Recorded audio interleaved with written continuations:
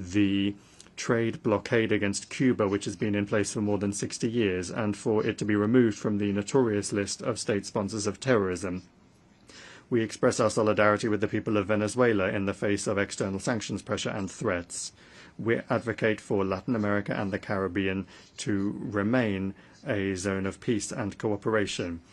A flagrant example of the undermining of sovereignty and gross interference in internal affairs is the actions of the West in the Balkans, where such a fundamental principle as the need for all UN members to comply with Security Council decisions is being violated. The unilateral recognition of Kosovo's independence, contrary to Resolution 1244, was essentially an attack on Serbia's state structure.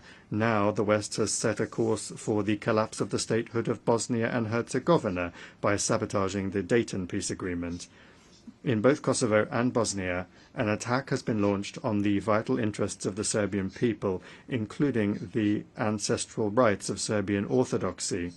Similarly, the Kiev regime, which seized power as a result of an anti-constitutional coup organized by the West in 2014, has set a course for the elimination of the canonical Ukrainian Orthodox Church and the legislative eradication of the Russian language in all spheres, in education, culture, and the media. Ukraine is the only country in the world that has legislatively banned the use of the native language of almost half of its population.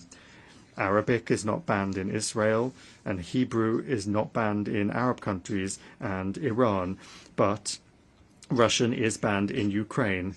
Let me remind you that Article 1 of the UN Charter states the need for respect for human rights and fundamental freedoms for all, without distinction as to race, sex, language, or religion. Europe remains silent on this issue, obsessed as it is with the utopian goal of inflicting a strategic defeat on Russia. To this end, the Ukrainian regime is permitted to do anything, including terrorist attacks against politicians and journalists, torture, extrajudicial executions, indiscriminate bombings of civilian targets, and reckless sabotage of nuclear power plants. As President Vladimir Putin has repeatedly emphasized, Russia has been and remains open to negotiations on eliminating the root causes of the conflict. Russia's security and its vital interests must be reliably guaranteed. The rights of Russians and Russian-speaking people in the territories that remain under the control of the Kiev regime must be restored in full. On this basis, we are ready to discuss security guarantees for Ukraine. So far, neither Kiev nor its European sponsors seem to realize the gravity of the situation or to be willing to negotiate honestly. The North Atlantic Alliance continues to expand right up to our borders, contrary to assurances given to Soviet leaders to advance not a single inch to the east. Contrary to the commitments made by NATO members at the OSCE to respect the principles of the indivisibility of security and not to strengthen their own security at the expense of others and not to strive for dominance, we repeatedly propose that NATO capitals respect their commitments and agree on legally binding security guarantees. Our proposals in 2008 and the subsequent ones, including in December 2021, have been ignored and continue to be ignored to this day. Moreover, threats of the use of force against Russia are increasingly being made. Russia is being accused of almost planning to attack the North Atlantic Alliance and the European Union countries.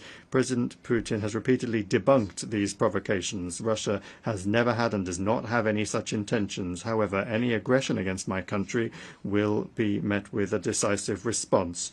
There should be no doubt about this among those in NATO and the EU who not only are telling their voters that war with Russia is inevitable and are forcing them to tighten their belts, but are also openly talking about preparations for an attack on our Kaliningrad Oblast and other Russian territories.